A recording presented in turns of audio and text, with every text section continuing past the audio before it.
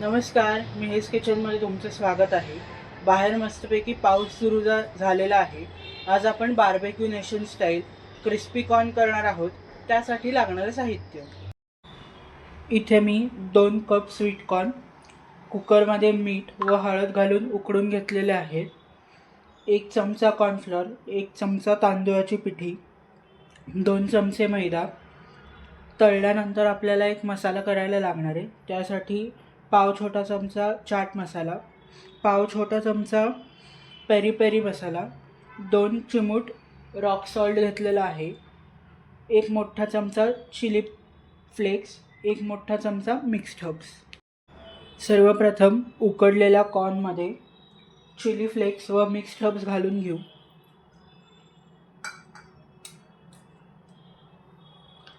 यातच 1 चमचा तांदूळाचं पीठ,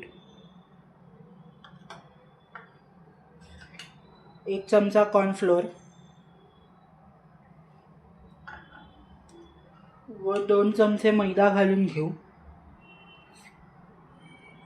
मी कॉर्न शिजवताना मीठ घातलेलं आहे, त्यामुळे मी यात मीठ घालणार नाही आहे.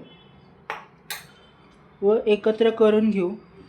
गरज पडली तर ह्याच्यात पाण्याचा हबका देऊन याचा पीठ मळून घेऊ. आपल्याला हे या टेक्स्चरवर ठेवायचं आहे. खूप जास्त पातळ पण नाही व खूप जास्त घट्ट पण नाही. कॉर्न तळण्यासाठी गॅसवर तेल मध्यम ते मोठ्या आचेवर गरम केलेलं आहे. यात कोट केलेले कॉर्न सोडून घेऊ. तळताना आपल्याला काळजी घ्यायची आहे, कारण की कॉर्न फुटू शकतात. ही बॅच व्यवस्थित तळून झालेली आहे.